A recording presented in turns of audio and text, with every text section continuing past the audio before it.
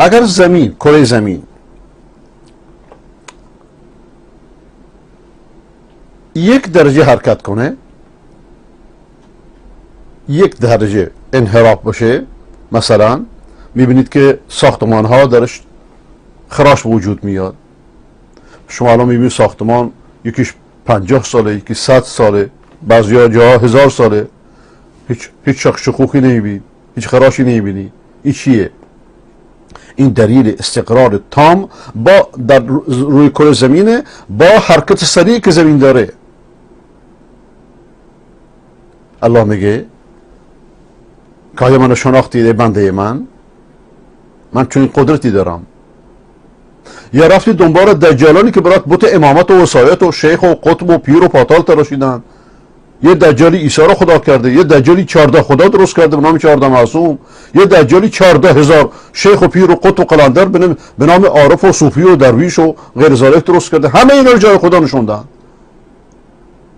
چیکار کردن؟ اگه آب میخوردن، همشون اگه آب میخوردن بیرون نمیومد، میتونستند کاری بکنن؟ اگر در یک لحظه اکسیژن خدا در این هستی گذاشته بهشون نمیداد، زنده میموندن؟ مشرکان این سوالها رو نمیتونند از خود بپرسن. ولی شؤم و شقاوت ولایت تکوینی که از خمینی تا کلینی بهش قائلن همینه.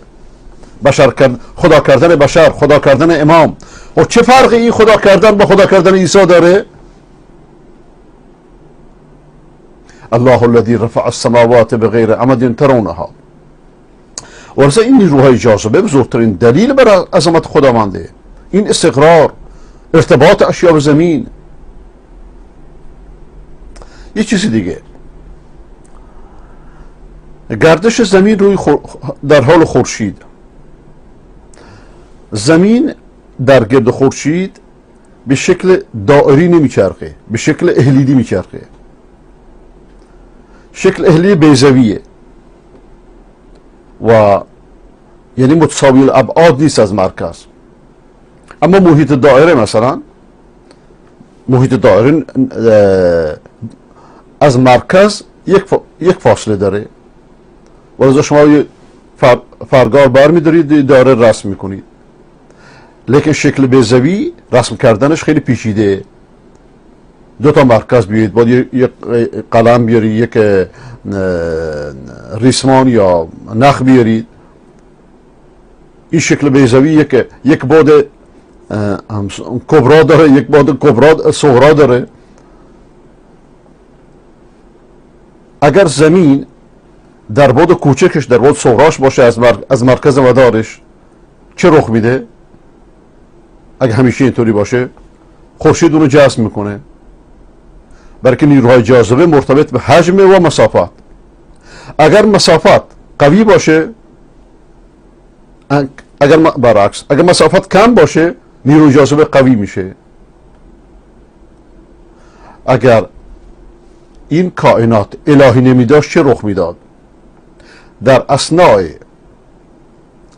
سیر زمین در گرد خورشید، در مکانی که با بعد کوچک خودش از مرکز مسارش حرکت میکنه یا از خورشید، باید کل زمین جذب خورشید میشد. زمین به طور کلی بریده میشد. دانشمندان میگن که زمین در این حالت سرعت خودش رو اضافه میکنه. با این اضافه سرعت یه نیروی دافعه، یه نیروی نابضه به وجود میاد که در مقابل قوه جاذبه خورشیده. ولذا زمین همچنان در مسیر خودش قرار میگیره. اینا رو که به زمین داده؟ خودش خوش شده میفته. ان الله یمسک السماوات والارض ان تزول. خداوند میگه من همه کارم. اینم دلیلش، من خالقشم. سرنوشت همه همه کائنات منم مشخص میکنه. همه چیز در دست منه. خداوند آسمان ها و زمین رو از اینکه زائل بشه نگه میداره. یعنی از اینکه زمین از مسیر خودش منحرف بشه نگهش میداره. اگر از مسیر خودش منحرف بشه، یک درجه اگه منحرف بشه، جذب خورشید میشه. میدونی چه رخ خواهد داد؟ در 1 ثانیه کل کره زمین بخار میشه. خب اگه به سرعتش اضافه نشه، یعنی خداوند به سرعتش اضافه نکنه، جذب خورشید میشه و در 1 ثانیه کره زمین ما و شمایی که روش هستیم در 1 ثانیه همه بخار میشیم. وقتی کوها بخار بشن دیگه انسان جا خودشو داره. آیه دیگری وجود داره، نشانی دیگری وجود داره. اگر زمین ناگهانی سرعتشو اضافه بکنه، ناگهانی همه اون چی که روی زمینه از بین میره. اون موقع شما میگه اینجا یه شهری بود به نام لندن، اینجا یه شهری بود به نام فرانکفورت، اینجا یه شهری بود به نام دمشق، اینجا یه شهری بود به نام تهران، مثلا عرض میکنم. اگر در 1 ثانیه ناگهانی سرعتشو اضافه کنه، لیکن خداوند لطیفه، لطفش اینجا ظاهره، سرعتشو به تدریج اضافه میکنه، همچنان که سرعتشو به تدریج کم میکنه. ازدیاد سرعت زمین و نقص سرعت زمین در وقت مناسب تأکید بر اسم لطیف خداوند میکنه که خداوند لطیفه.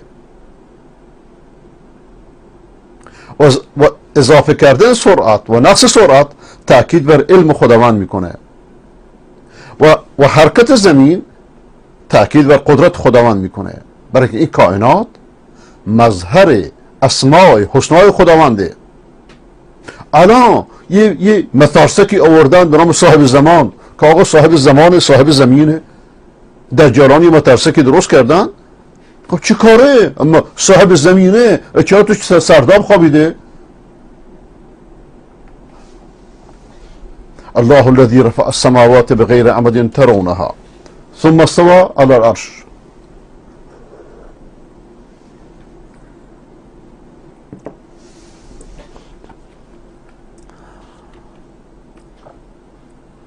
معنی عرش چیه؟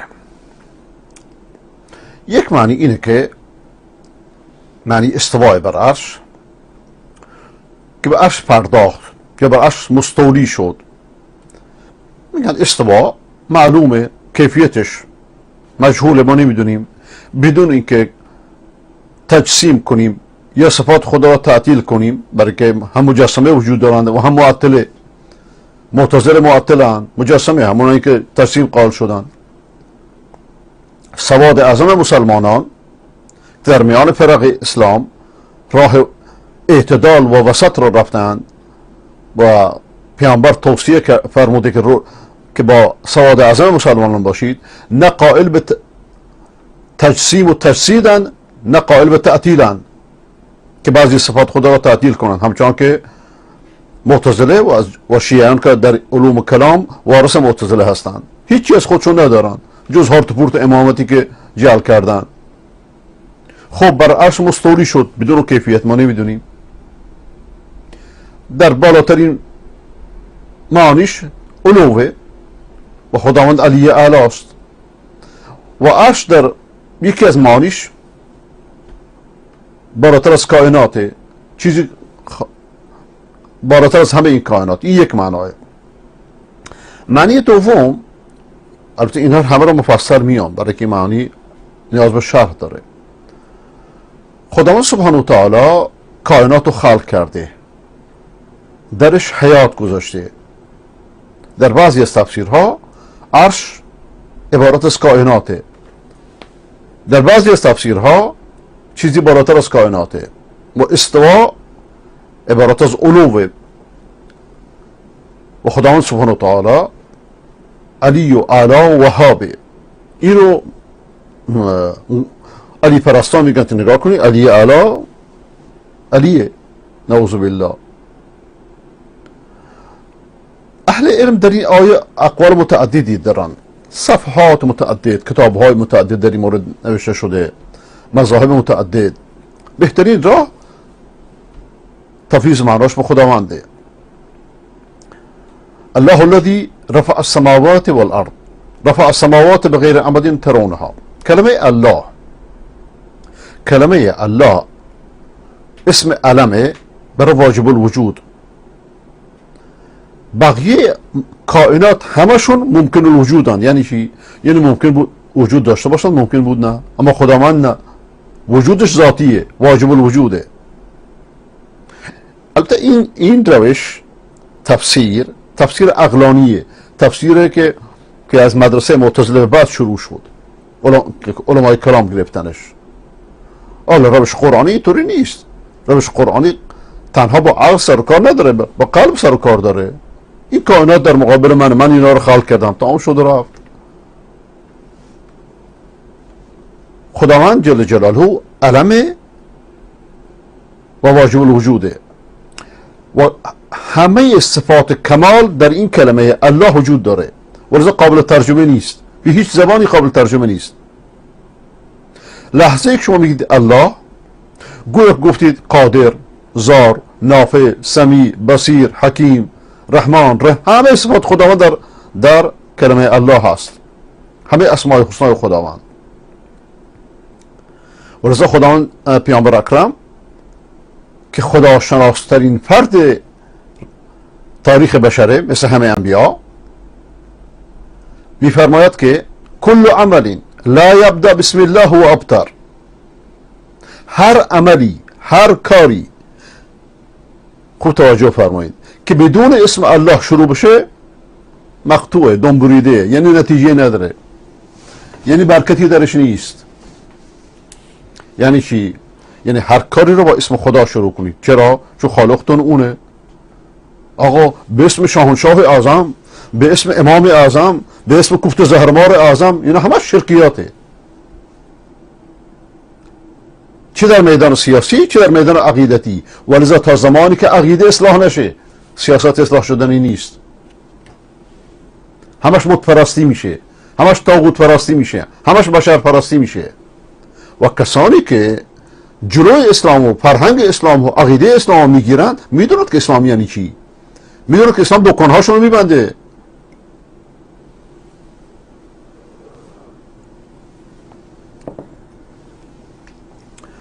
کل عمل لا یبدأ بسم الله و ابتر. هر کاری که بدون اسم خدا شروع بشه مقطوع الاثر، دنبریده. اما با اسم غیر خدا شروع بشه شرک مطلقه، به هر بهانه‌ای که باشه. چه بهانه‌ای که اینا وسیله توسله، طوری که امام تراشان دجال میگن، یا بهانه اینه که عیسی پسر خداست و صدها بهانه دیگر. لیکن پیامبر اکرم علیه السلام میفرماد که هر کاری، هر عملی که بدون اسم خدا شروع بشه درش خیری نیست، دنبریده.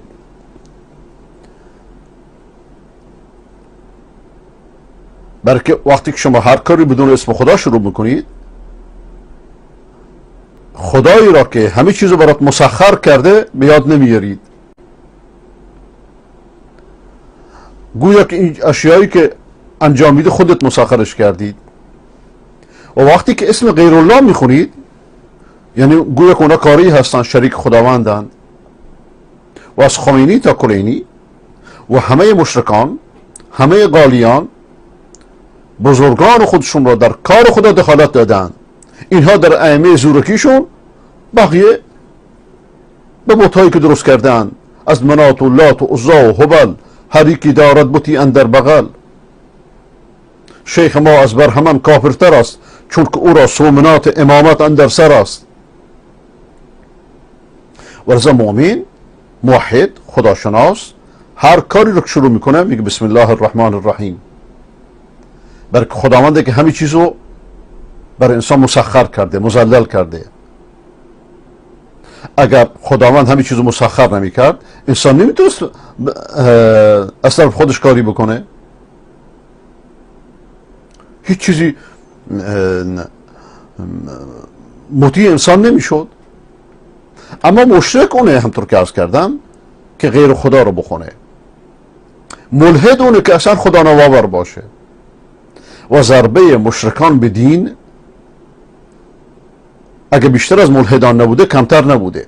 یعنی بددینی خیلی بزرگتر از بیدینیه.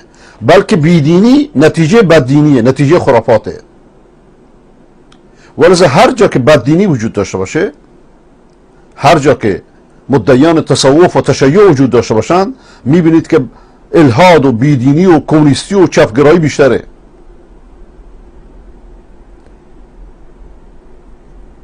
این نقطه نیاز به توضیح زیاد داره. لیکن باز گردیم به موضوع.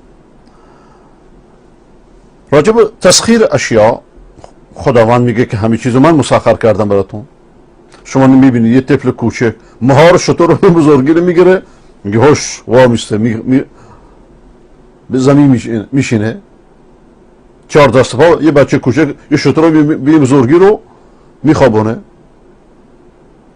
اما برای که خداوند رو مسخر کرده، پشه مسخر نکرده، چه بسا یه پشه باعث بشه که انسان یه شب کامل نخوابه، آخرش بتونه اون بگیره یا نگیره. مثلا عرض میکنم این یعنی چی؟ این تا بدونیم که انسان خودش نیست که همه چیز رو مسخر کرده،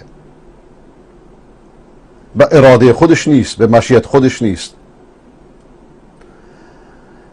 معتزله یونان زده مثل غرب زدگان امروز قائل به خلق افعال خودشونند که نه، ما افعال خودمون خلق میکنیم. یکی سرانشون داشت همین مسئله رو توضیح میداد، یه عامی ازش رد شد، گفت شما افعال خودتون خلق میکنید؟ گفت بله. توضیح داد، گفت خب شما ببخشید عذر میخوام این مثال میزنم، شما دستشویی میرید وقتی قضای حاجت میکنی ادرار نکن. این مون چطوری جوابش بده؟ خلق افعال خودتون خلق میکنید، بفرما جواب بده. لیکن خداوند سبحانه و تعالی همه این کائنات رو بر خدمت انسان مسخر کرده. ورزه در سوره یاسین میفرماید و ذللناها لهم فمنها رکوبهم و منها یأکلون. ما این حیوانات رو براتون مذلل کردیم، مسخر کردیم، بعضیاشون سوار میشید، بعضیاشون گوشتاشون رو میخورید. و شما وقتی بر یک کار رو آغاز میکنید، نیاز به قدرت دارید، میگی یا قوی، بسم خدای قوی مثلا، یا وقتی بسم الله گفتید قدرت خداوند درش هست، یا خدا رو بسم قوی صدا میزنید. وقتی کار میکنید نیاز به مال دارید، بسم الله شروع میکنید، یا خدا رو بسم غنی شروع میکنید. اسم غنی در اسم الله هستش. هر عملی که انسان آغاز میکنه نیاز به قدرت داره، نیاز به حکمت داره، نیاز به قبض و بسط داره، نیاز به غنا داره. بقیه صفات رو که خداوند به انسان داده، یا با اون صفات اشیاء رو مسخر کرده، همه چیز رو مسخر کرده. ولذا از ما میخواد که هر کاری را با اسمی شروع کنیم که جامع صفات جمال و کمالشه. بسم الله. مشرکان چیکار میکنن؟ یا علی مدد، یا حسین، یا غوث اعظم، یا پیر، یا پاتال. ولذا کلمه الله اسمی است که جامع صفات جمال و کمال خداونده. اینو رها میکنی میری بت پرستی میکنی. ولذا علماء کلام اینو میگن که ذات خداوند علمی بر واجب الوجوده. کلمه الله اسم علم بر ذات واجب الوجود. بقیه اسماء الحسنا صفاته، صفاتی که با کمال مطلقش جز در الله وجود نداره، مثل اسم میشه. وقتی شما میگی عزیز مطلقا خداونده، لیکن چه بسا ما میگیم که فلانی عزیز قومشه؟ وقتی میگیم غنی به طور مطلق خداونده، لیکن چه بسا یه انسانی هم غنی باشه، یکی غنیه یکی فقیره. و ورزا این صفات جایگاه اسما رو میگیره و وقتی به طور مطلق ذکر بشه به خداوند اطلاق میشه. و اسماء خداوند یا اسماء ذاته یا اسماء صفاته. اگر اسم مقابلی نداشته باشه اسم ذات میشه، مثل عزیز. اما اگر اسم صفت باشه یا فعل باشه، مثل معز، عزت دهنده، حتما باید یه مقابلی داشته باشه. در مقابل مذل، معز مذله. اگر فقط مثلا عزت میداد، نمیتونست ذلت بده، اله نمیشد، خدا نمیشد، نمیتونست خدا باشه. اگر فقط ضرر میداد، نفع نمیرسوند، یا برعکس، نمیتونست خدا باشه. اگر فقط قادر میبود، قادر به بسط میبود، قادر به قبض نمیبود، همچنین. همه این صفات مقابلی داره و عمل کردش در غیر ظاهر میشه. لیکن خداوند سبحانه و تعالی ذاتاً عزیزه، برای دیگران معز، برای دیگران و مذل برای دیگران. کلمه الله اسم جامع به همه صفات کمال خداونده و اسماء دیگری خداوند داره که به بعضی از مخلوقاتش آموخته و اسماء دیگری داره که به هیچ کسی نیاموخته. انشاءالله وقتی که ملاقاتش میرویم روز قیامت، اون اسماء را خواهیم شناخت. وجوه یومئذ ناظره الی ربها ناظره. خداوند ما و شما را از اینها قرار بده، از گناهان ما و شما در بگذاره. چهرهایی هست در اون روز که خوش و خرمند، با نظرتند، الی ربها ناظره، به پروردگارشون نظر میکنن، نگاه میکنن. معتزله و جوج معتزله ها و علمای کلام چکار کردن؟ اینا رو اومدن تأویل کردن، در واقع تحریف کردن. نظر رحمت دارن، خدا که دیدنی نیست. که خدا دیدنی نیست، از کجا گرفتنش؟ از مکاتب یونان، از فلسفه یونان. خداوند میگه شما به پروردگارتون نگاه میکنید، میرید تفکر خود از دیگران میاد قرآن تحریف میکنید. حرف زدگان امروز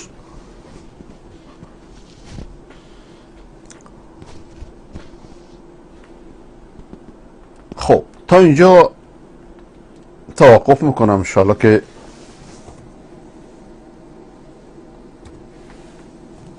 در جلسه سوم باقی آیه رو ادامه خواهیم داد. آخر دعوانا الحمد لله رب العالمین و صلی الله علی سیدنا محمد و علی آله و صحبه اجمعین.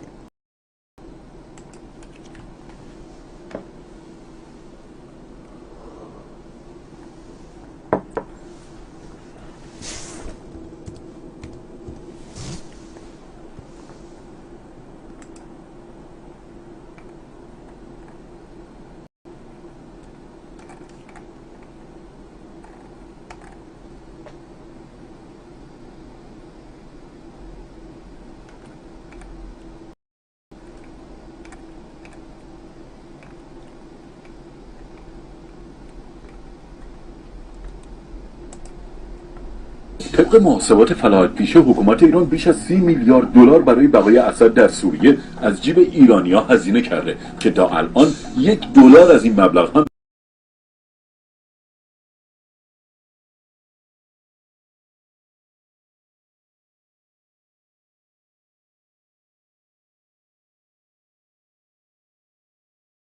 When you come to Property Finder, you know you'll find more than a house. Property Finder, your home finder. بسم الله الرحمن الرحیم. الحمد لله و الصلاة والسلام علی رسول الله و علی آله و صحبه و موالاهم. ما بعد، السلام علیکم و رحمت الله و برکاته. برادران و خواهران بزرگوار، در این اواخر بنده درخواست داشتم از دو تا از اساتید، جناب داعی و راسخ، و صحبت هایی هم پیرامون این مسائل صورت گرفت و مباحثی مطرح شد، ولی متاسفانه با عرض تأسف تعدادی از دوستانی که درست قضیه را مطلع نبودن برایشان غلط فهمی رخ داد و تعدادی هم یعنی قصدن خواستند که این سوء تفاهم یا غلط فهمی را منتشر بکنن، و آن این که ظاهرا بنده قصدم این بوده که در میان دعوتگران و در میان علما تفرقه بیندازم. الله المستعان. این یک تهمت بسیار بزرگ هست و الله سبحانه و تعالی هدایت بکنه اینهایی که این حرف کاملا مزخرف و حرف بیجا را میزنن و طبیعی است کسایی که منافعشان در خطر هست، چنانچه من در ویدیوهای گذشته هم گفتم، این مباحث را مطرح بکنن. اما گلایه من از برخی از دوستانی است که چرا قضیه را متوجه نمیشن، یعنی با دیدن یک ویدیو و با دیدن یک صحبت فکر میکنه که همه چیز را فهمیده. این مشکله، حقیقتا این مشکل تعدادی از کسایی هست که در جامعه ما زندگی میکنن. متاسفانه با اندکترین حرفی که شنید خلاص در جا تصمیم میگیره و قاضی میشه و به هر حال همه چیز را فیصله میکنه. حقیقتا این مصیبته. دوستان عزیز، ببینید، من و خیلی دیگر از دعوتگران و علمایی که هستن این خطر را احساس کردن که امروز تکفیری های غالی و افراطی یک ضرر بزرگ هستند برای جامعه ما، یک ضرر بزرگ هستند و خاصتا بر منهج سلفیت یک ضرر بزرگن و یک بدنامی بزرگن و یک لکه ننگ هستند بر منهج سلفیت و برای بدنامی منهج سلفیت هستند و متاسفانه اینها از نام این دو نفر سوء استفاده می کنند و یا هم دلایل دیگری که من در ویدیوهای گذشته صحبت کردم نیازی نداره که دوباره و مجددا داخل بشم. من از این دو نفر خواستم که بیاید موقف بگیرید، چون اینها ادعا میکنن که با شما هستن. یک تعدادی آمدن که بله اون عمومی حرف زده و تو چرا به خود گرفتی. بابا جان، کی به خود گرفته؟ من در ویدیوهای گذشته هم صحبت کردم. هدف من اینه که اینها بیان موقفشون رو آشکار میساختن. حالا که تمام شد، موقفشون رو آشکار میساختن و میگفتن که ما با اینها ارتباطی نداریم و اینها به هر حال اگر ویدیوهای ما را هم استفاده میکنن و خودشان مربوطه، ولی ما به اینها ارتباطی نداریم و این کاری که اینها میکنن و صحبتهای ما را بر علیه مردم استفاده میکنن ربطی به ما نداره. اما متاسفانه خب سکوت صورت گرفت که این سکوت هم معنادار بود و خیلی ها فهمیدن حقایق چی بود. دوستان عزیز و گرانقدر، ببینید، هدف من از اون ویدیو این بود که چون این صحبت صورت بگیره، من ویدیوی شیخ ابو عبیدالله متوکل رحمه الله را نشر میکنم که ایشان هم این قضیه را درک کرده بودن، به خوبی درک کرده بودن و فهمیده بودن که از نام ایشان سوء استفاده میشه و به نام منهج سلفیت متاسفانه مردم کوبیده میشن و مردم تکفیر میشن و متاسفانه جوانان به سمت سوی افراطیت کشانده میشن. شیخ رحمه الله، الله مطال رحمتش کنه، صحبت کوتاهی در این باره داره که من ان شاء الله این را نشر میکنم برایتان تا این که دوستان بفهمن که بحث اختلاف انداختن و تفرقه اندازی نیست. والله من چی نیازی دارم؟ حتی از گذشته دوستانی که من را میشناسن، والله شاید بنده از کسانی باشم که به شدت روی این مسئله مخالفم که اختلافی در میان اختلاف تنش هدف منه. این اختلاف نظر چیز طبیعی است، تنش به وجود بیایه و متاسفانه تعداد فهمیده یا نفهمیده تنش به وجود آوردن در این مسائل. موقف گیری های عجیب و غریب و بعضی حرفه های عجیب و غریب، حتی متاسفانه از این دو نفر چیزهای برای من اصلا قابل قبول نبود. خب راحت بگید که ما موقف نمیگیریم یا به اونها طرفدار هستیم یا که نیستیم. اصلا جدای بر حال این که حرفه های عجیب و غریب زدن که نمیدانم اینها تفرقه میخوان بیاندازن، اینها حرف را به خود گرفتن و عجیب و غریب حرفایی که والله برای من تعجب آور بود.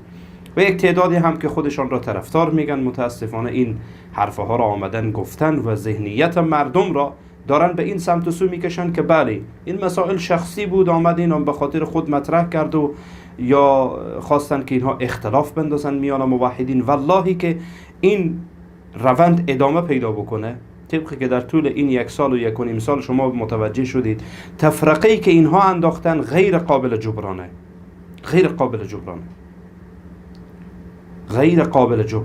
تفرقه‌ای که اینها انداختن، ما آمدیم جلو تفرقه را بگیریم، خود ما متهم شدیم. عجیبه والله، ما آمدیم جلو تفرقه را بگیریم، خود ما متهم شدیم که شما تفرقه میاندازید. چرا؟ چون افرادی نمیخوان موقف بگیرن و افرادی هم در این موقف در واقع منافع خود را به خطر میبینن. بنابراین این حرفها را به وجود آوردن که نمیدانم اینها میخواهند که اختلاف بیاندازن، تفرقه بیاندازن، فلان بکنن، این بکنن، این بکنن. این حرفا چیه؟ یک موقف روشن لازم بود، کفایت میکرد. نیاز به این همه حرف و حدیث نبود، نیاز به این همه جوسازی نبود، نیاز به این همه شیر مالی بر سر مردم نبود، نیاز به این نبود که شما بیاید مردم را اینطور فریب بدید و جوانان را فریب بدید. این حرفا را به خورد مردم بدید که قصد اینها تفرقه اندازیه، قصد اینها اینه که در میان علما و دعوتگران اختلاف بیاندازن. والله عجیبه. گوش کنید دوستان عزیز، من این ویدیو رو برایتان نشر میکنم تا متوجه بشید که هدف من چی بوده. سبحان الله، بعد از اینکه این ویدیو رو من نشر کردم، یعنی حقیقتا در صفحه‌ام یکی از دوستان برای من پیام گذاشت، گفت که من حالا فهمیدم که هدف تو چیه. یعنی من 2-3 ویدیو توضیح دادم، کسی هدفم رو نفهمید. حالا گوش کنید دوستان عزیز که هدف من چیه، به خاطر اونهایی که نفهمیدن، متوجه نشدن، حالا بفهمن که هدف من چی بوده. گوش کنید دوستان عزیز، صحبت‌های شیخ متوکل را الله رحمتش کنه. گوش کنید. عده به نام ما گروپ جور کردن و بعضی تصویر ما را گذاشتن و بعضی خود شاگرد ما معرفی میکنن، اما وقتی که در نوشتار از این نظر بکنی یا به مکالمات از این ببینی، یقینا که ما سرش خجالت میکشیم و شرم میکنیم که چرا همچو سخنات در همچو صفحه های اجتماعی به انظار کشیده میشه. عنوان تقریر امروزی ما است که ما از همچو شاگردایی باشه و هر کسی که باشه که به عنوان ما، به عنوان منهج سلف همچو مکالمات تبادله میکنه، همچو نوشتارها را تبادله میکنه، تکفیر میکنه، بیادبی میکنه، در حق ائمه مجتهدین گستاخی میکنه، در حق کتابای فقه گستاخی میکنه. از کلی از یا ما اعلان بیزاری میکنیم، اعلان براءت میکنیم که و از ما نیستن و ما از ما نیستیم. الله رحمتش کنه. خیلی واضح و شفاف، خلاص کدوم حرفی نبود. این 2 نفر هم بیامدن موقف شفافی میگرفتن، کسی از اونها نخواسته بود که اینها بیاین بر علیه کدام جریان سیاسی صحبت بکنن. فقط هدف این بود که بیایید شما از این افرادی که در فضای مجازی اینها متاسفانه مشخص نیستن، حتی بعضی از اینها یهودی هستن، اینها مسلمانن، رافضیان، چیکاره هستن اصلا مشخص نیست، فقط کارشان شده تکفیر و تبدیع و تفسیق مردم، حتی تا جایی که زبانشان اینقدر متاسفانه بده که حتی بر علیه ناموس مردم هم صرفه نمی‌کنن، به ناموس مردم تاخت و تاز میکنن، با آبروی مردم تاخت و تاز میکنن.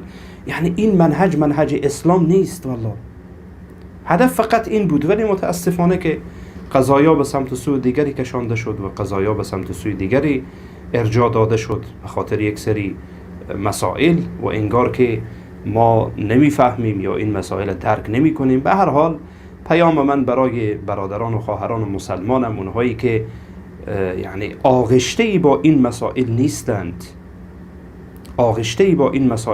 فقط خواستم برای شما من پیام بدم که هدف من چی بود و هدف چی بود. یعنی گرچه در ویدیوهای گذشته خیلی از دوستان این مسائل فهمیدن، ولی بعضی هنوز در ذهنشان سوال بود که چرا این مسائل آمد مطرح شد و این مسائل بزرگ شد. در واقع یک درخواست عادی بود، مانند این که شیخ متوکل الله رحمتش کنه خیلی واضح و شفاف و صریحشان آمد صحبت کرد و گفت حرفای خودش را. چون این موقف لازم بود و چون این موقف درخواست بود، نه تنها از طرف من بلکه از طرف خیلی از علما و دعوتگران. اما متاسفانه قضیه به سمت سوی دیگری کشیده شد و حتی تا به جایی که برای مردم چنین القا شد که یک مسئله شخصی است، در حالی که حتی این یکی از اینها میخواست با من خصوصی صحبت بکنه. من ابا ورزیدم، گفتم من نمیخوام خصوصی صحبت بکنم، چون من با شما مشکل شخصی ندارم، که مشکل من با شما مشکل شخصی نیست. یک درخواست، چرا شما دارید این قضیه رو اینقدر کلان میکنید، اینقدر کش میدید مسئله رو، اینقدر کش دادن که متاسفانه بعضی از تکفیری ها خیلی گستاختر شدن، بی‌ادبتر شدن و الله متعال اینها رو در روز قیامت میپرسه از من و شما، از سکوت من و شما، از طرز تعامل من و شما و از این که خواسته باشیم مردم را سر مردم شیره بمالیم و حق را از مردم بپوشانیم، قضایا را برای مردم واجگون نشان بدیم. الله از ما میپرسه. به هر ترتیب فقط خواستم که اذهانی که شاید آشفته شده و اذهانی که احساس کردم، البته بدون کدام یعنی تأثیر خارجی و بدون تحریک خارجی و بدون اینکه به هر حال خودش یک حزب پرست باشه و جریان پرست باشه، اگر آشفته شده باشه ان شاء الله که با این ویدیو و با این صحبت ها ذهنش باز شده باشه که هدف چی بود و متاسفانه قضایا را به کجا کشاندن. جزاکم الله خیرا و بارک الله فیکم. در حفظ و پناه الله متعال باشید. الله متعال یار و مددگارتان باشه. السلام علیکم و رحمت الله و برکاته.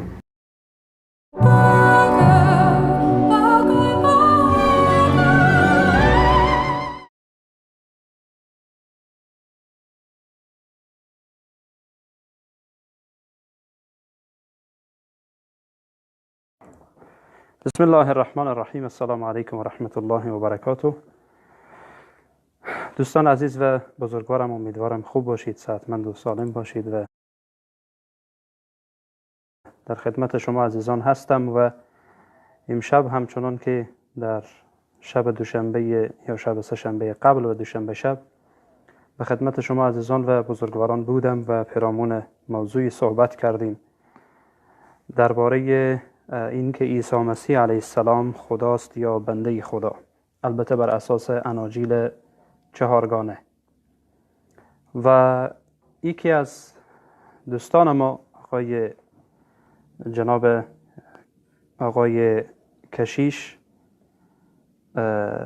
ایمان خواستن که روی این قضیه با بنده گفتگو داشته باشند و در هفته گذشته صحبت داشتیم با هم دیگر و مسائلی را من صحبت کردم و مسائل ایشان صحبت کردن و عرض کردن و امشب ان شاء الله که ادامه همان گفتگو و ادامه همان بحث خواهد بود. البته من نمیدانم که ایشان فعلا بیننده هستند نیستند و برنامه را میبینن یا نمیبینن. اگر هستند به من اطلاع بدن که ایشان را بیارم بالا تا اینکه صحبت بکنیم.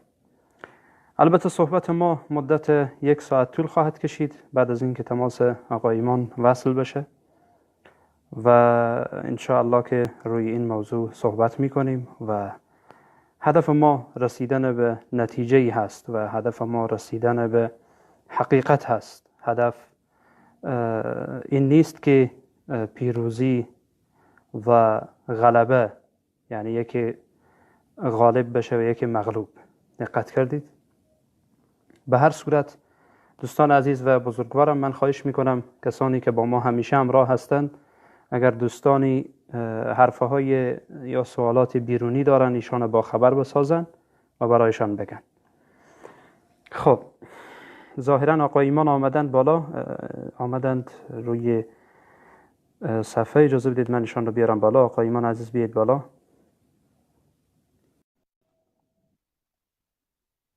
بله آقای ایمان عزیز بیاید بالا. سلام برادر ایمان عزیز. خدا رو شکر برای وجودتون. خوب هستید برادر گلم؟ شکر برای وجودتون. شما سلامت باشید. سلامت باشید. تشکر آقای ایمان عزیز. خوب هستید ان شاء الله؟ سلامتید؟ خدا رو شکر. سلامت باشید. شکر برای وجودتون. سلام میگم خدمت همه بیننده های عزیز. سلامت باشید. تشکر از شما آقای ایمان عزیز. و همچنان که میدانید ما در گذشته بحث داشتیم، در هفته گذشته، پیرامون این که عیسی مسیح علیه السلام خداست یا بنده خدا. اگر شما اجازه بدید من در اول برخی از آیاتی که از کتاب مقدس و خاصتا از اناجیل چهارگانه که بیشتر ترکیز ما روی اناجیل چهارگانه هست به خدمتتان معرفی از عیسی مسیح علیه السلام عرض کنم. بعد از آن شما باز آزاد هستید به این که آیاتی بیارید و روش گفتگوی ما این خواهد بود که تک تک از آیاتی که شما میارید ان شاء الله بررسی میکنیم. بعد با آیه دیگه یک آیه میارید بررسی میشه، باز با آیه دیگه خواهیم پرداخت ان شاء الله. آقای ایمان عزیز حاضر هستید که ان شاء الله موافق؟ بله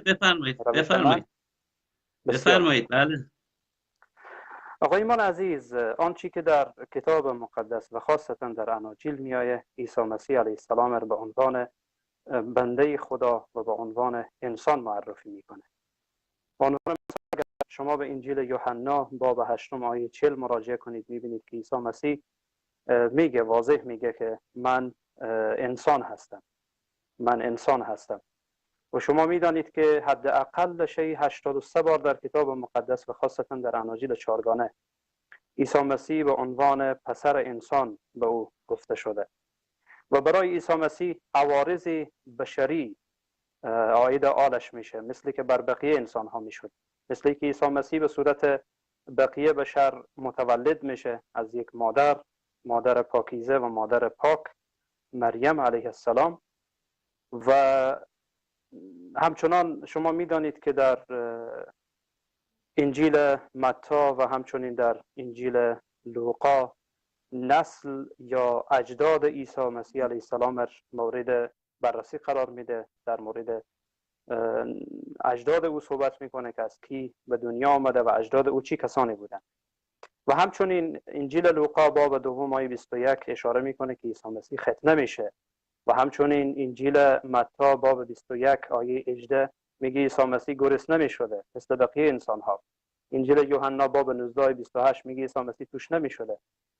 انجیل متی باب 26 آیه 39 میگه عیسی مسیح نماز میخوان. برای کی نماز میخوان؟ دعا میکرد. برای کی دعا میکرد؟ و همچنین عیسی مسیح گریه میکرد، مثل که در انجیل یوحنا میگه باب 11 آیه 35. و عیسی مسیح صریحاً خودش را بنده خدا معرفی میکنه که من بیشتر دوست دارم که شما هم با من همکاری کنید، همین قسمت را با همدیگر بخوانیم، بعدا انشاءالله حرفای شما رو میشنویم. البته اشاراتی زیاد هست در کتاب مقدس و خاصتا در اناجیل چهارگانه. اگر شما انجیل متی باب 12 آیه 18 را باز کنید من ممنون میشم. انجیل متی باب 12 آیه 18. بله باز کردید؟ بله بله بسیار خوب. انجیل متی باب 12 آیه 18 بخوانید خودتان. میگه این است بنده من که او را برگزیدم، او محبوب و مایه شادی من است. او را از روح خود سرشار ساخته خواهم ساخت و او ملت‌ها را از کیفر الهی آگاه خواهد نمود. در مورد کی میگه؟ در مورد عیسی مسیح. خیلی خوب. اینجا خیلی واضح میگه که عیسی مسیح بنده من است. بله. در مورد پیشگویی اشیای نبی حرف میزنه که اشیای نبی در مورد عیسی مسیح پیشبینی کرده و جزء از پیشبینی ها و پیشگویی های اشیای نبی بوده. البته قرار ما بر این بودش که شما گفتید در هیچ جای اناجیل چهارگانه متی، مرقس، لوقا، یوحنا عیسی نگفته که من خدا هستم. من بیش از 2 صفحه آیه آوردم که عیسی مسیح گفته من خدا هستم. اما در مورد اینی که میگید من انسان هستم، ما در کتاب مقدس خدا در جسم بشری رو داریم میگیم که در پیدایش باب 3 آیه 15 خود خداوند در باغ عدن گفتش که از نسل زن خواهم آمد. اینه که اینجا وقتی میگه پسر انسان یا میگه پسر خدا، میگه حواستون باشه یا من همون نسل زنه هستم که خدا قرار بود، چون لعنت از طریق نسا حوا وارد بشریت شد، برکت و نجات و فیض هم از طرف زن وارد بشریت شد، چون لعنت از روی زن برداشته بشه و قرار بر این بوده که بیاد. و اگر شما میگید که عیسی اعلام کرده که من بنده مثلا خدا هستم یا گفته شده در انجیل بنده خدا، دقیقاً من مثال رو در عزیزم از کار خودتون گفتم که شما علاوه بر این که کارگردان هستید، یعنی همه چیز در دستان شماست که بنویسید امروز چگونه اون برنامه انجام بشه. این برای مجری که قرار بود بیاد برنامه شما رو انجام بده برای اون نوشتید. حالا مجری انتخاب نکردید یا نبوده یا تحت هر شرایطی شما خودتون اومدید اون اجرا رو در انجام میدید. دقیقاً شما بنده اون کارگردانی هستید که خودتون گفتید در انجام میدید و همون رو در انجام میدید. یعنی اگر مثلا 5 دقیقه ما میخوایم بیشتر صحبت بکنیم، شما میایید میگید که با اجازه از کارگردان برنامه که من میدونم حرف من رو زمین نمیندازه، ما 5 دقیقه اضافه میکنیم. یعنی میخواید بگید نظم داره برنامه، برنامه‌ای هست و کارگردانی هستش و من اینی که داره میگم، یعنی اونجا بندگی عیسی مسیح در اصل اطاعت از کار خودش بود، اطاعت از چیزی که خودش گفته بود قرار بیاد انجام بده، همون رو مو به مو داشت انجام میداد و بندگی میکرد. درسته؟ و آقای ایمان خواهش میکنم روی همین آیه، این یعنی ربطی به قضیه تسلیس نداره. اون که شما میگید نه مثلا من به خدا تسلیس نمیگم برادر. شما در مورد بندگی داره میدانم که میخواهید بگید مثلا خدا ابعاد مختلفی داشته، درسته؟ گرچه این نه این ابعادم ببینید، حالا من آیاتی که براتون میارم از خود اناجیل میارم. خیلی خوب، ولی این رو به من اگر توضیح بدید. ببینید میگه که بله من خیلی توضیح دادم دیگه. ببینید وقتی میگه پسر انسان نه اینجا این توضیحتان کمی ناقص آقای ایمان عزیز. چرا؟ من نمیدانم والله. ببینید ناقص باب 12 انجیل متی آیه 18 میگه این است بنده من که او را برگزیده ام. بله. خیلی واضحه. من خب میگه ببینید این حالا است شما بنده من که من او را برگزیدم، یعنی خدا میگه بله. اولا عیسی مسیح را از خود جدا میکنه، برگزیده ام او را، مثل بقیه انبیا او را برگزیدم. بعد از آن هم میگه این است بنده من، نمیگه که منم که آمدم روی زمین، میگه این است بنده من. بله حالا ببینید شما، عرضم به حضور شما، بذارید پس من آیاتی رو که قرار ما بر این بودش، من آیاتی بیارم که عیسی مسیح گفته من خداوند هستم. اینها رو وقتی به شما بگم اون هم برای شما.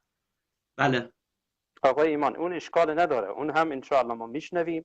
تک آیات رو شما میگید و من توضیح میدم، با هم دیگر گفتگو میکنیم، صحبت میکنیم، پیش میریم با هم. حالا این رو به من اگر پاسخ بدید خیلی راحت به نظر من. این بله خیلی راحت. من که من او را برگزیدم.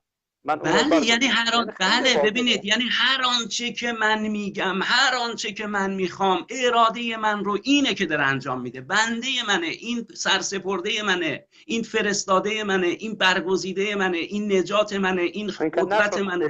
این که نشد خدا، این که نه برادر من چرا نمیشه خدا؟ نمیگه. ببینید شما خب. ببینید شما حالا در مقام بشری ما یک بادار داریم، یعنی بزرگ داریم، سرور و سالار داریم، یک بنده و برده داریم. بنده میدانید یعنی برده، کسیه که تحت فرمان کسی دیگر است، به او میگن بنده. متوجه شدید؟ ما یک خدا داریم، یک بنده داریم. عیسی مسیح واضح میگه، یعنی در اینجا خودش از کلام اشعیای نبی، از پیشگویی های اشعیای نبی ذکر میکنه، میگه که من بنده خدا هستم، این است بنده من که من او را برگزیدم. یعنی خدا این گونه گفته. حالا ببینید شما زمانی که دقیقاً شما خدا باشه و هم بنده باشه، این دوتا با هم متناقضه. نه ببینید برادر عزیزم، یه مقدار میخوایم، یه مقدار ببین شما من از شما خیلی خوشم میاد که واقعا میگید که ما میخوایم به یه حقیقت برسیم.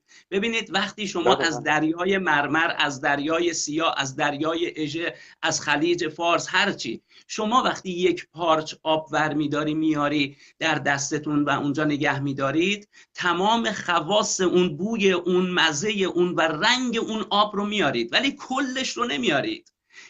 ولی تمام ذات اون رو برمیدارید میارید. در عیسی مسیح برادر عزیزم، خداوند در ذات مقدس خودش، اما در ابعادی که قرار بوده بیاد، از نسل بشر بیاد، برای نجات بشر بیاد، برای شکست شیطان بیاد، برای فدا شدن قربانی برای بشریت بیاد. اگر من میزنم یک شیشه رو میشکونم، باید عین اون شیشه رو ببرم بندازم. و بعضی از عزیزان توی مسیج های شما می نوشتن این چه خدایی بود که دستشویی میکرد، این چه خدایی بود که نیاز داشت. به خاطر اینکه من نیازمند، منی که دستشویی میرم، منی که محتاج هستم، منی که باید هلاک میشدم، خدا در همون قالب اومدش و جریمه گناهان بشر رو داد. بایدم اینجوری میشد. عین ببینید آقای ایمان قضیه فدا و سلب بحثش به جای خود، انشاءالله درباره آن هم صحبت میکنیم.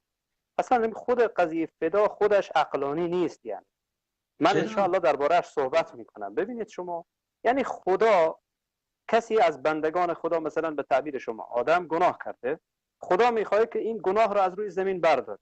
خب خیلی خوب، خیلی راحت میتونست این گناه را برداره، نیازی نداشت که خودش تجسد بشری. نه اجازه بدید جریمه رو کی میپرداخت؟ همین بشر میپرداخته که به تعبیر شما بشر. جریمه رو بشر. خب همون جریمه جهنم برادر. همین خدا خب ما نمیتونیم برایش تعیین تکلیف بکنیم. نه ما روی این موضوع صحبت میکنیم آقای ایمان عزیز. این فقط به صورت حاشیوی بود که حرف زدیم. اما این آیه رو به من توضیح ندادید برادر آقای ایمان عزیز. ببینید شما، خیلی راحت. یک پارادوکس خیلی واضح. همزمان نمیتونه شخص هم خدا باشه هم بنده خدا.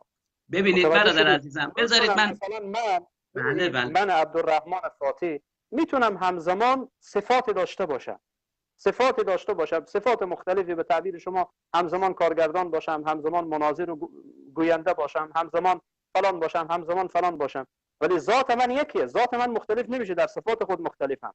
اما این همزمان هم بنده خدا باشی و هم خدا باشی، این دیگه واقعا یعنی خیلی حرف بعیدیه. برادر عزیزم، نه این چیزیه که ما از فکر ما اینجوریه، ولی نقشه خدا بر این بوده برادر. اصلا داستان ما نیستیم ما قبول بکنیم یا نکنیم.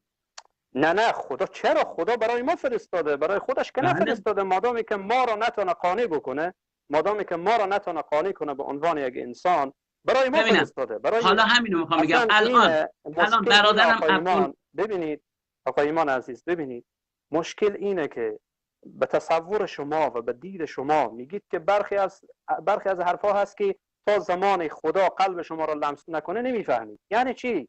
بابا جان، من میخوام که خدا قلب من رو به تعبیر شما لمس کنه، باید من قانع بشم، اون خدا باید من را قانع بکنه. این گونه که نمیشه. برادر عزیزم، همینو میخوام به شما بگم برادر. ببینید قانع شدن ما، برادر، قانع شدن ما در روحانیت اینجوری نیستش ما اول ببینیم بعد ایمان بیاریم. این در کتاب مقدس اینجوری نیست. این دنیا اینجوریه، میگه اول ببین. یعنی هوایی باید قبول کنه.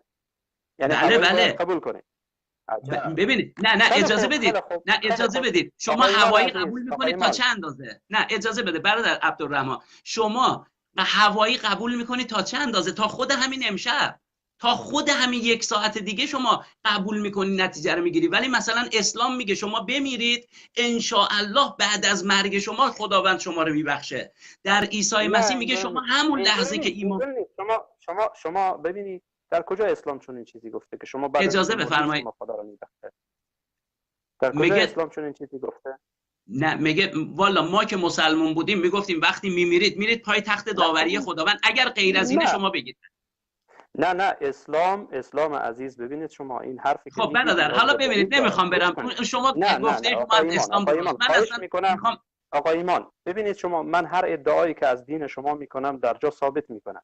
شما هم که چون این ادعای میکنید، جالب نیست که یعنی بگید که اسلام چون این دیدگاهی داره که بعد از اینکه مردی گناهت بخشیده میشه، در حالی که این گونه نیست. خدا در قرآن چی میگه؟ خیلی واضح میگه که ادعونی استجب لکم، یا میگه یا ایها الذین آمنوا توبوا الی الله توبه نصوحا، یا ای که خدای متعال چی میگه؟ لا تقنطوا من رحمت الله انه یغفر الذنوب جمیعا. همه خیلی واضحه. یعنی این میگه که شما توبه کنید من شما را میبخشم، نمیگه بعد از اینکه مردید بعداً با شما را میبخشم. نه شما از کجا میفهمید بخشیده شدید؟ همین دیگه، همین خدا میگه و اذا سألك عبادی انی فانی قریب اجیب دعوت الداعی اذا دعان. الله میگه هرگاهی که شما با اخلاص، در این آیه و در آیاتی که قبلا به خدمتتون خواندم، خداوند متعال واضح میگه مادامی که شما به اخلاص توبه بکنید من شما را میبخشم. خیلی واضح میگه من شما را میبخشم، مادامی که شرایط توبه را شخص مراعات کنه، الله متعال میبخشه بدون شک. اما میان روی این حرف آقای ایمان عزیز، این حرف من را پاسخ ندادید. همزمان میتونه هم خدا باشه و هم بنده خدا. ببینید ما در مسیحیت به خاطر این میگه خدای پدر، یعنی زمانی که من الان خداوند اومدم روی زمین، خدام داره کارایی خودشو داره انجام میده. به خاطر این هر زمان میگه من داره اراده اون رو انجام میدم. این نیستش که همزمان خدا تمام کائنات رو رها بکنه بیاد در عیسی مسیح و بخواد دیگه خدایی وجود نداشته باشه. نه، خدای پدر وجود داره و اون اندازه‌ای که برای نجات بشر تعبیه شده، طراحی شده و قبلا گفته شده، در عیسی مسیح آمده کار خدا رو داره انجام میده. آقای ایمان ببینید شما، آقای ایمان، من داره جوابتون میدم دیگه. وقتی عیسی مسیح روی زمین آمد خدا بود یا بنده خدا؟ خدای در جسم بود. خدای در چرا اینجا میگه این است بنده من؟ چرا میگه این است بنده من؟ بله به خاطر اینکه کار پدر رو داره انجام میده. کار اونو هر آنچه که قرار بود انجام میده. کار پدر. بابا جان شما نمیگید. ببینید شما دیدگاهی مثل شاهدان یهوه و بقیه ندارید دیگه. یعنی شما خودتان پروتستان هستید، درسته؟ پروتستانی هستید. بله. ببینید شما باور به این دارید که خدا نیست، یک خداست، درسته؟ یک خدا در سه شخصیت، یک خدا در سه شخصیت. در سه شخصیت. یعنی مادامی که روی زمین آمد با عنوان خدا آمد یا با عنوان بنده خدا؟ به عنوان خداوند اومد. خیلی خب، پس چرا اینجا میگه این از بنده من؟ خب ببینید خداوند، ببینید من به شما گفتم من الان مالک این خودکارم نیستم، چون مالکش نیستم خداش نیستم، ولی چون پول دادم خریدم خداوندش هستم. هر کاری دوست داشته باشم با این میکنم. سازنده این کارتونه ای نمیتونه بیاد بگه این خودکار مال منه، چون من پولش رو دادم. آقا ایمان عزیز، خیلی خوب، از این مسئله میگذاریم، بهتر است، به خاطر اینکه خود دوستان به هر حال قضاوت بکنن. فکر میکنم که هر چی بپیچیم هنوز موضوع به هر حال میره جهت دیگری. خدا بکنه که به هر حال به یک حقیقتی برسه. آقا ایمان عزیز، لطف کنید اولین آیه‌ای که دلالت بکنه در کتاب مقدس، در اناجیل چهارگانه، یعنی منظور من است در اناجیل چهارگانه دلالت بر این بکنه که عیسی مسیح خداست رو بخوانید. بله، ببینید توی یوحنا باب 18 من از آیه 4 میخونم. یوحنا باب 18 از آیه 4 میخونم. با هم خوانده بریم. بله. باب 18 آیه 4. خیلی خوب. از آیه 4. بله. بله. میگه عیسی با وجودی که میدانست چه اتفاقی برایش خواهد افتاد، جلو رفت و از آنان پرسید به دنبال چه کسی میگردید؟ به او گفتند به دنبال عیسی ناصری. عیسی به آنان گفت من هستم و یهودای خائن هم همراه آنان بود. وقتی عیسی به آنان گفت من هستم، آنان عقب رفته و به زمین افتادند. خب الان ممکنه شما بگی که کجای این عیسی مسیح گفته من خدا هستم؟ درسته؟ میخواید بگید در سفر خروج؟ نه، میخواید بگید در سفر خروج خدا گفت که من هستم. بله بله. خداوند خودش رو معرفی کرد. ببینید در سفر خروج خداوند خودش رو معرفی کرد که تا ابد نام من هستم هست، تا ابد. میدونم که در سفر خروج گفت که من هستم. خدا گفت من هستم. خیلی خوب. ببینید وقتی که بنی اسرائیل یا یهودی ها از موسی علیه السلام سوال کردند که خدای تو کیست و فلان و اینها، این گونه خدا جواب داد من هستم.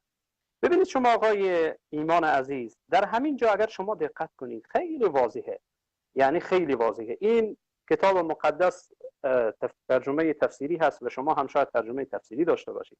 همین جا را من میخوانم، خوب خودتان دقت کنید. ببینید باب 17 آیت 4، از آیت 4 شما خواندید. من دوباره میخوانم، دوستان هم دقت کنن، شما هم دقت کنید. میگه عیسی با این که میدانست چی سرنوشتی در انتظار اوست، جلو رفت و از ایشان پرسید چی کسی را میخواهید؟ عیسی میپرسه که ببخشید 18 شما باب 18 داره میخونید؟ بله باب 18 ببخشید من باب 17 گفتم 18. بله 18 میگه که عیسی مسیح سوال میکنه که شما دنبال چی کسی میگردید؟ جواب دادن عیسی ناصری را، ما به دنبال عیسی ناصری میگردیم. دقت کردید؟ بعد عیسی میگه که عیسی فرمود من خودم هستم. اینجا این گونه آمده، نگفتم من هستم. در این چیزی نه برادر، توی آیه برادر توی آیه 8ش گفته من خودم هستم. برادر توی آیه 8ش گفته من خودم. ولی حالا اجازه بدید ببینید آقای ایمان خواهش میکنم ببینید این کتاب مقدسی که پیش منه خودتون بخونید ببینید چی میگه. من خودم هستم، من خودم هستم، نمیگه من هستم. حالا همین الانشم برادر، همین الانشم در آقای ایمان چی زمان عیسی مسیح میگه من خودم هستم؟ زمانی که سوال میشه از عیسی مسیح. عیسی مسیح میپرسه دنبال چی کسی میگردید؟ میگن که ما عیسی ناصری را میخوایم، عیسی ناصری را میخوایم. عیسی مسیح میگه من خودم هستم، یعنی کسی که شما دنبالش هستید من هستم، همین منم. همین چرا عقب میرن میافتن؟ اون که عقب میرن اون حرف دیگریه، من نمیدونم که چرا عقب میرن. خب ده همینه برادر عزیزم، شما که حتما ازش ترسیدن. ببینید شما حتما ازش ترسیدن، اما حرف اینجاست عیسی مسیح چی زمان این سوال رو جواب میده و چی زمان میگه من خودم هستم. خیلی واضحه. دنبال عیسی مسیح میگردن، عیسی مسیح سوال میکنه دنبال کی هستید؟ میگن عیسی ناصری را میخوایم، میگه من خودم هستم. ببینید بعدن رو وقتی عیسی این را گفت یهودا نیز آنجا ایستاده بود، همون یهودای اسکریوتی. به محض اینکه گفت من خودم هستم، همه عقب رفتن و بر زمین افتادن. عیسی باز از ایشان پرسید چی کسی را میخواهید؟ باز جواب دادن عیسی ناصری را. فرمود من که گفتم خودم هستم. آفرین خلاص آفرین. مثل حالا اینه. اجازه ببینید شما بفرمایید. آقای ایمان، بله. آقای ایمان ببخشید بگذارید من این رو توضیح بدم. مثل اینه که من میام میگم که مثلا میام در خانه شما روبروی من ایستادید، میگید دنبال چی کسی میگردی؟ میگم دنبال آقای ایمان. میگید خب من خودم هستم، ایمان خودم هستم. این شد دلالت بر خدا. نه اجازه حالا آفرین اجازه بدید. ببینید در قوم یهود کلمه هستم به هیچ وجه به کار برده نمی شود. همین الانش هم در قوم یهود میگه انا ایمان، من ایمان، من هستم توش مستتره. یعنی کلمه هستم برادر به هیچ عنوان برده نمیشه. یعنی یه چیز به خاطر حالا شما اصلا ببینید شما بینندگان عزیز سوال بکنید، از من سوال کنید من انت، من میگم انا عبدالرحمن. بعد به زبان فارسی وقتی ترجمه میکنیم ترجمهش این میشه که من عبدالرحمن هستم، من عبدالرحمن هستم. دقت کردید؟ این گونه نمیشه که انا عبدالرحمن یعنی انا موجود عبدالرحمن. این گونه نیست. انا عبدالرحمن یعنی من عبدالرحمن هستم. این گونه ترجمه میشه. فاتح صاحب عزیز، بله فاتح صاحب عزیز، فاتح صاحب عزیز، بله ما خودمونم همین الان توی ایران هم مثلا میگم من ایمان مثلا. ببینید ولی چرا عقب رفتن افتادن؟ به خاطری که در اون زمان در اون شرایط و در قوم یهود این کلمه اون حضور خداست و اونجا میگه رفتن عقب افتادن و الله میگه من بگم نه. حالا شما میگید من نمیدونم چرا افتادن. شما میگید من گفتم به خدمتتون عرض کردم من نمیدونم که چرا افتادن. شاید ترسیدن. وقتی عیسی مسیح خودش واضح میگه به جلوی اونها و نمیترسه، بدون ترس و هراس میگه من خودم عیسی مسیح هستم، یقینا اونها هراس داشتن. این اشکال نداره برادر، هیچ اشکال نداره، هیچ اشکال نداره. پس این آیه رو ما گفتیم تمام. آقای ایمان ببینید، خواهش میکنم، من از شما در برنامه گذشته هم خواهش کردم آیه‌ای که صریح و بدون تعویل باشه، عیسی مسیح گفته باشه من خدا هستم، خلاص به من بیارید. این بهتره. ببینید برادر رفتن یعنی جالب نیست. بله برادر، نه اینا رو بینندگان عزیز متوجه میشن که حالا اینها چرا گفته شده. شما توی یوحنا باب 5 آیه 17 و 18 رو بیارید. یک لحظه صبر کنید. یوحنا باب 5 آیه 17 و 18. خیلی خوب بخونید. بسم الله. میگه اما عیسی به آنان گفت پدرم هنوز کار میکند و من هم کار میکنم. آیه 18 میگه این سخن یهودیان را در کشتن او مصممتر ساخت، چون او با نه تنها سبت را میشکست بلکه خدا را پدر خود میخواند و به این طریق خود را با خدا برابر میدانست. ببینید عیسی رو فقط به خاطر الان ما داره میگیم که مثلا عیسی میگفت ای پدر من، میگه با گفتن ای پدر من در عصر اونها خود را با خدا برابر میدانست و گفتن مصمم اینو باید بکشیم، اینو باید سنگسار کنیم، این داره کفر میگه. و اینی که نیست مال ما بگیم که بفرمایید در رابطه با این بگید. ببینید خیلی خوب آقای ایمان عزیز، این ترجمه ای که پیش منه ببینید چی میگه، گوش کنید. این که تفاوت داره، این مشکل کلیسا هست که باید این مشکل رو حل کنه. چرا این کتاب پیش روی من و کتاب پیش روی شما فرق میکنه؟ این موضوعی که باید انجمن بین المللی کتاب مقدس این رو پاسخ بده. من پاسخگوی این نیستم. ببینید شما میگه ولی عیسی جواب داد پدر من خدا همیشه کارهای نیک انجام میدهد و من نیز از او پیروی میکنم. این آیه 17 آیه 17 همین بابی که شما گفتید، باب 5 انجیل یوحنا. خب این کجایش دلالت بر این قضیه میکنه؟ آیه 18 رو بخونید. خیلی خوب. این حرف عیسی سران قوم را در ریختن خون او مصممتر ساخت، چون نه تنها قانون مذهبی را میشکست بلکه خدا را نیز پدر خود میخواند و به این ترتیب خود را با خدا برابر میساخت. و این حرف دقیقاً آقای ایمان دقیقاً همان برداشت نامناسب و برداشت خلاف آموزه های عیسی مسیح که شما دارید. یهودی ها از حرف عیسی مسیح همین برداشت کردن، فکر میکردن عیسی مسیح میگه من خدا هستم. عیسی مسیح میگه بابا جان خدا کارهای نیک انجام میده، من از اون پیروی میکنم. خیلی واضح میگه در آیه گذشته. این که یهودی ها چی برداشت کردن، برداشتشان غلط بود. این که دلالت نمیکنه بر قضیه خدا بودن عیسی مسیح. برادر من ببین در زمان اونها وقتی میگی پدر من، وقتی میگی پسر انسان، وقتی میگی پسر خدا، وقتی میگی مسیح، در زمان آنها مساوی است با خدا. برادر من، ما باید به زمان آنها نگاه بکنیم.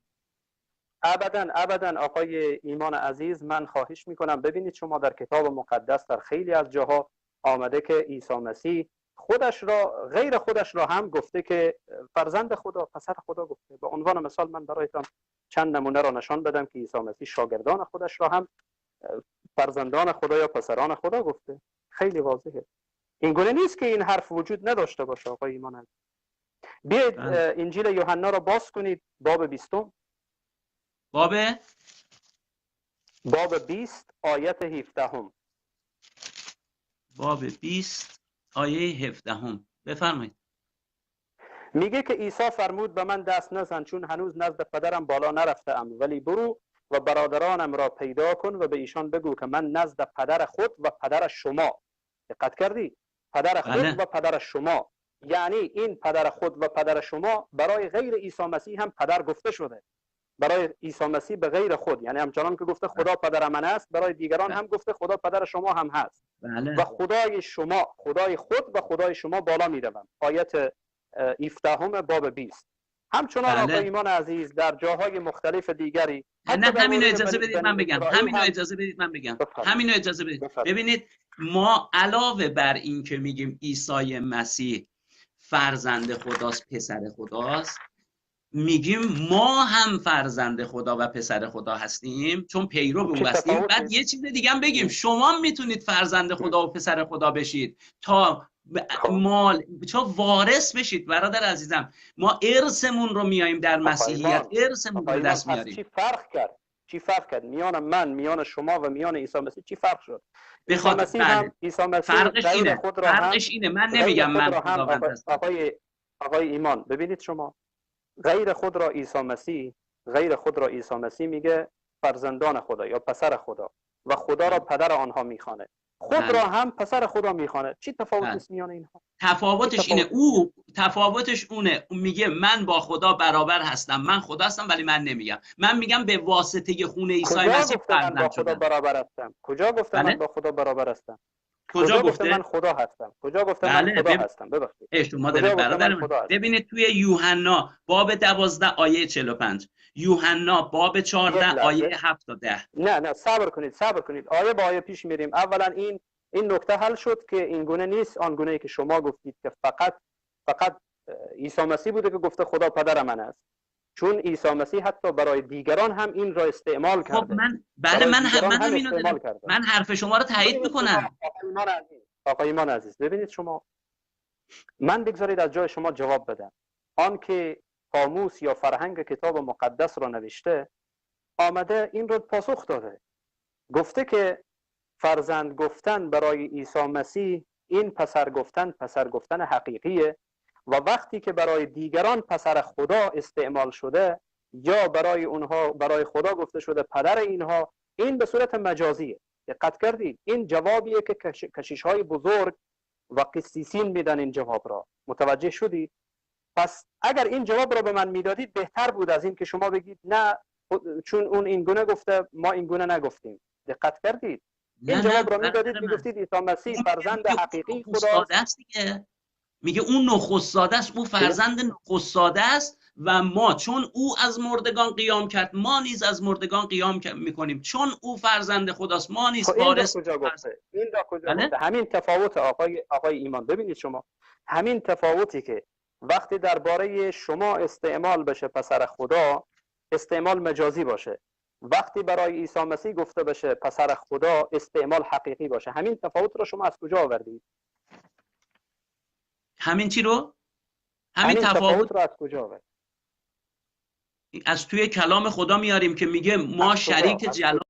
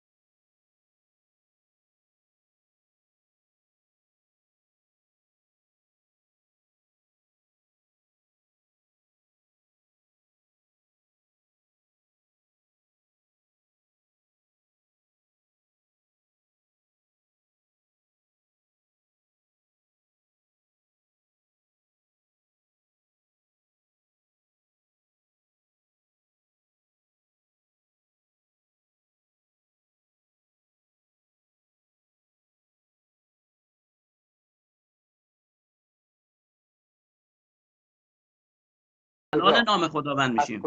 از کجا لطف کنید برادر، من اون آیاتی رو که شما میارید و میگید، من اون آیات رو پیدا میکنم، بعد میارید اینجا و من ببینید توی یوحنا باب 12 آیه 46 رو بیارید. یک لحظه صبر کنید. باب 12 آیه 46. بسیار خوب، بفرمایید. 12 آیه 46. من دونه دونه صحبت های شما رو هم میخوام، هم اونا رو جواب بدم، هم این یه دونه که صحبت میکنیم اینم میخوام بیام بگم. بسیار خوب، بفرمایید. میگه از آیه 45 میخونم، میگه هر که مرا ببیند فرستنده مرا دیده است. من نوری هستم که به جهان آمده ام تا هر که به من ایمان بیاورد در تاریکی نماند.